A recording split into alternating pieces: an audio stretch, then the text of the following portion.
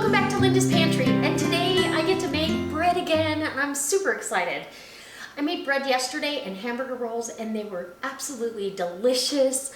I hope you caught that video. I'll try to leave a link in the iCard above for that. Oops, it's over there. And at the end of the video, there'll be a placement too. Honey wheat bread, it came out beautiful. The hamburger buns are gorgeous. Just beautiful. Michael said it was like a gourmet burger.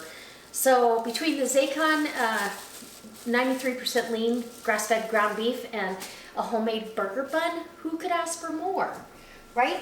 But it's time to make sourdough. I've got my sandwich bread for the week because it made a nice loaf too.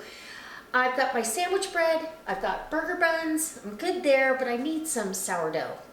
I'm gonna make an Italian dish this week, and I really want a sourdough, but I wanna make whole wheat sourdough.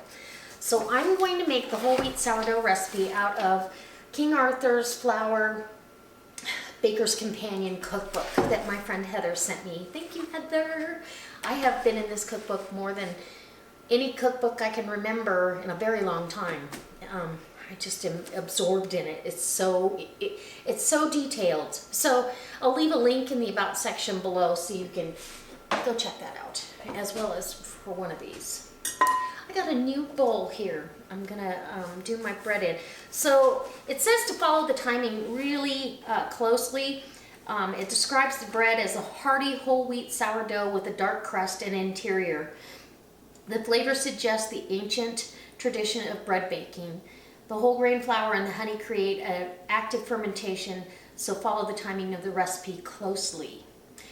This bread makes a stunning presentation. Okay, it's super simple. It's a cup of unbleached all-purpose flour and then 2.5 cups of whole wheat flour. 1 1/4 cups of water. Doesn't say warm or cool. Combine flour in a large bowl. Add the water and the honey to the starter. So you're gonna need 14 ounces of starter, or 2 cups roughly, but you wanna weigh it because if it's full of air, the volume may be different. So you wanna make sure you weigh it, tear out your I'll go ahead and do that now. And this is totally active. It's been in the oven, getting there. Just with the light on. Okay, and there we go. We've got 14 ounces. And I'm gonna feed this starter that's left in here and let it get happy, and then tonight I'll put it in the refrigerator because I don't need to have too much starter on hand. I've got 2 in there and I just rotate back and forth. So this one will be for the recipe after next. And that is the one that came from San Francisco. So see, that didn't have quite 2 cups. So it's important that you measure that out. Let me smell. It smells so good. I just love sourdough, and I love yeast bread. So that's my weakness. Okay. So you're gonna mix the flour together. Mix by hand for 2 minutes until flour is thoroughly incorporated but not yet smooth. Cover the dough and allow it to sit and rest for 20 to 30 minutes. And that's so it can go ahead and absorb all the liquid and let it become delicious.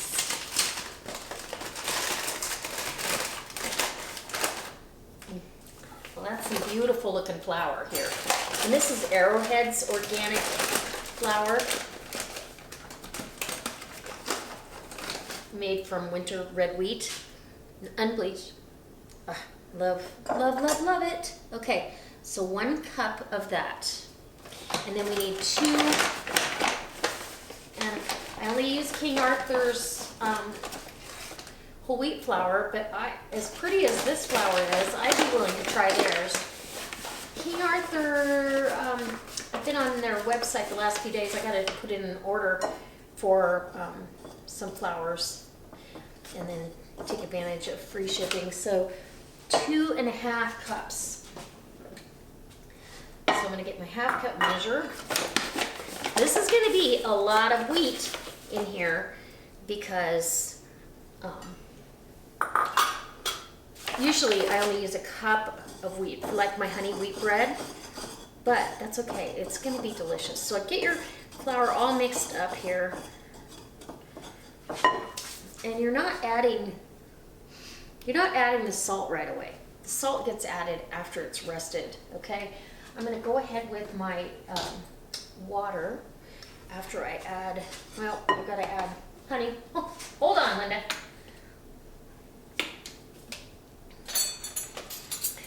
You need 2 tablespoons of honey. And that wakes that yeast right back up, even though it's pretty happy. I fed this starter last night before I went to bed. And then it stayed in the oven, and we're early afternoon. Ooh, wake up, little yeasty beasties. One more here. It's a slow boat to China. I'm almost done with this one, and I can get into my organic honey again. Yum. Okay. Okay, that's done. I'll need that measuring back, but for now that's good. Okay. And I'm going to, let's see, it has you add the water. I'm going to go ahead and get my water, put my starter in there. I'm going to grab my Okay, so water. I've got my filtered water, and I just did Tepid, kind of lukewarm, instead of being cold. It'll help, I think it'll help the yeast in the starter go a little bit faster. So we're gonna mix this together for 2 minutes. No. I like this wider, more shallow bowl. Gives a little bit more space to stir things. I needed another large glass bowl. I've got a really nice stainless one, but it's not very good for your visual.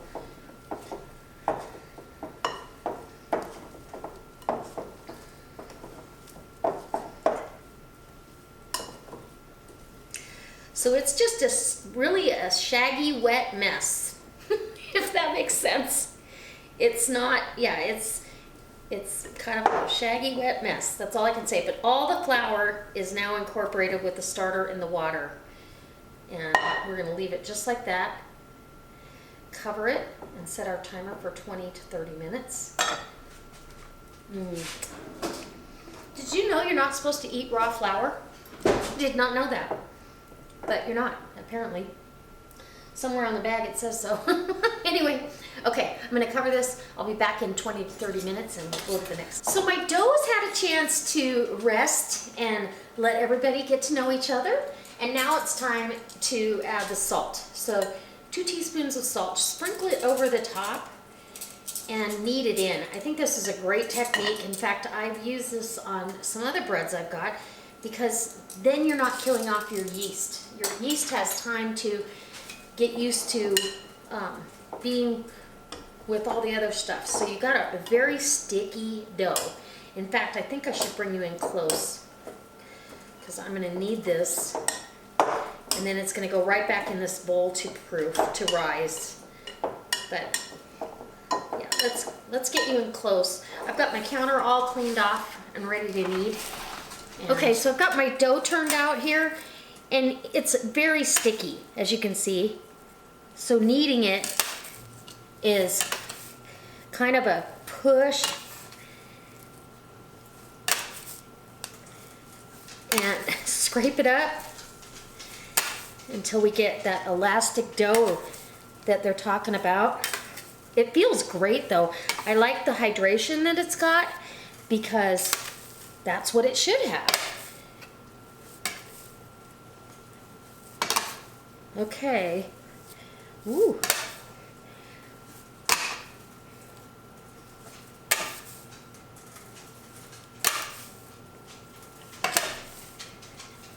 Okay, so now it's not really sticking like it was, so it's getting to the point where it's almost ready. And it's starting to get very springy. Now during the rise time, it's an hour and a half. It has you go in and fold it once. And that's really taking the dough, lifting it up and letting the weight of it kind of hang, and then you fold it just like that. It only has you do it once. All right, so let's make sure. Yeah, we got a smooth and supple dough.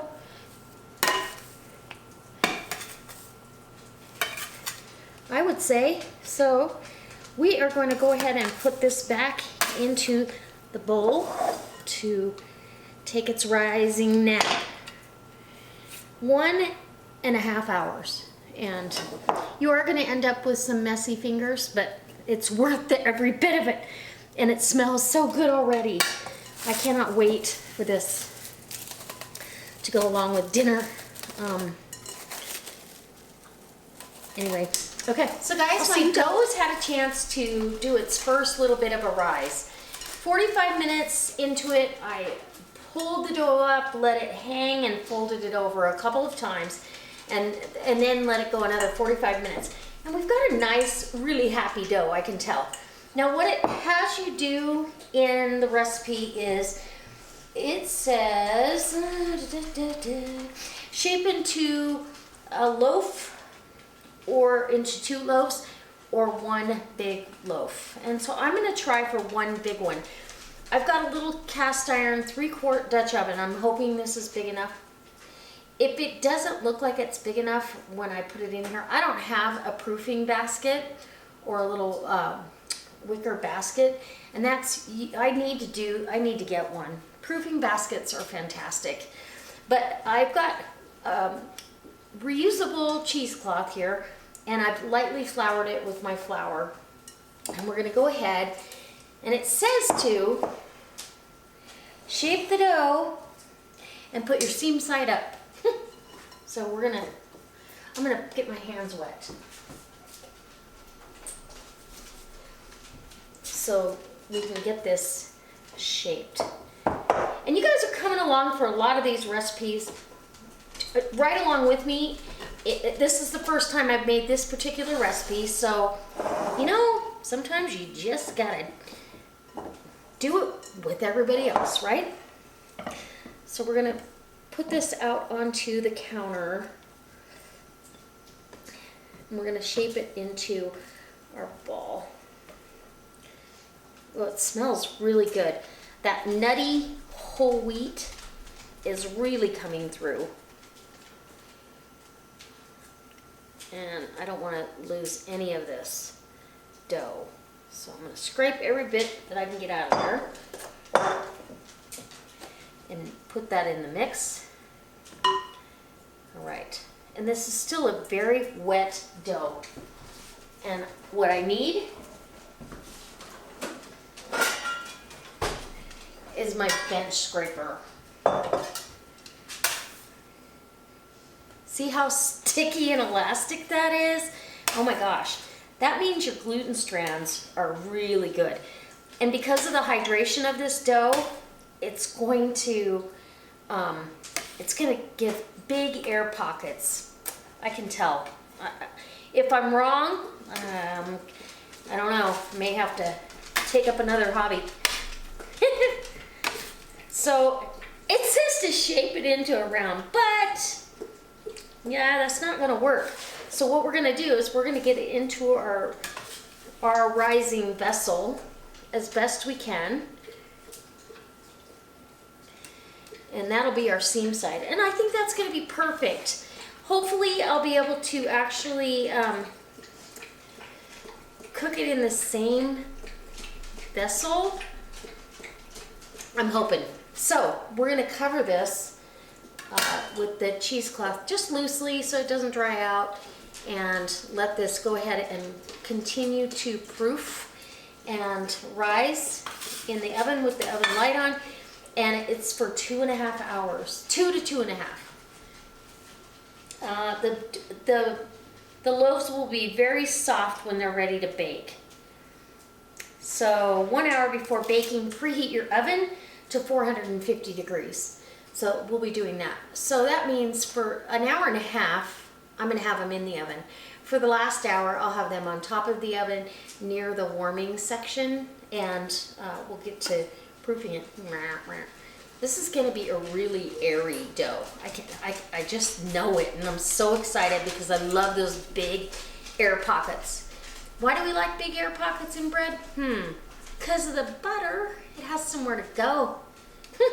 Right? Okay, I'll be back.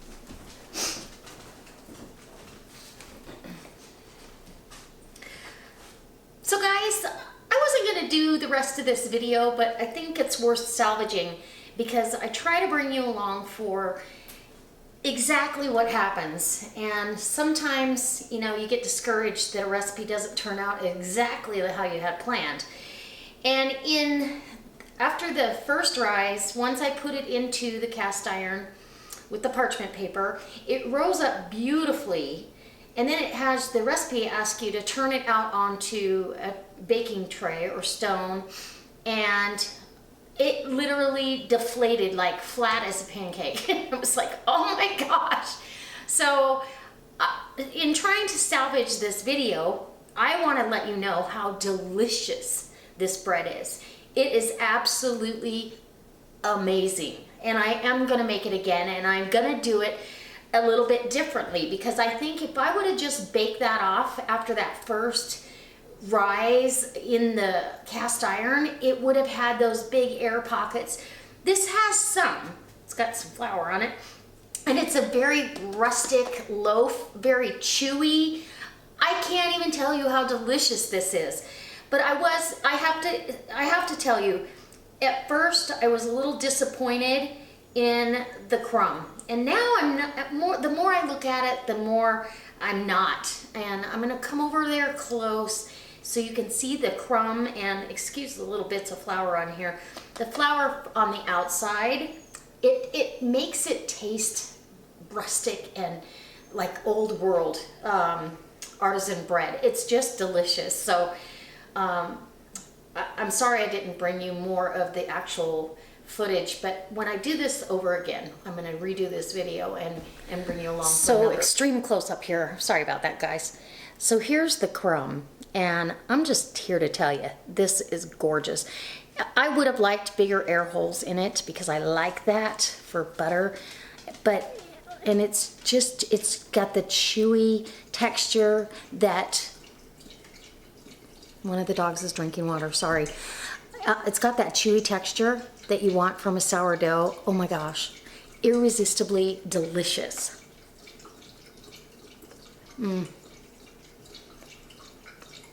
I could eat the whole loaf. Absolutely wonderful. I hope that you guys try this recipe. And if you don't have that King Arther cookbook, the link will be in the description box below, and you can make yourself some sourdough. I'll leave pictures at the end of the video. Guys, I can't wait to see you next time for another delicious recipe, a fun day in the life vlog. Come vlog with me, and let me know in the about section what you'd like to see next in the bread making adventure, because I'm really excited about what I'm doing here. And I've got a bunch of ends and pieces and odds and ends here that I'm going to make breadcrumbs with. I've also got enough, I could probably do another bread pudding for desserts. Michael loves bread pudding, and it's always fun to share a bread pudding recipe with you guys. And oh, because you guys did want to see the apple and cream cheese bread pudding. Oh my gosh, that's deadly for my diet. All right, guys. So good. I hope you try it. I truly hope you try it. The loaf is beautiful. I would have liked a little higher rise, but I also ran out of time. It was getting pretty late. This is a very long process, so if you're gonna do sourdough, plan your day around that, because I didn't get started until in the afternoon, and I really should have started this in the morning to have it done and ready to cut into for dinner time. But it all worked out, and we loved it, and Michael requested that he get a sandwich on this morning, so it's all good. All right, guys.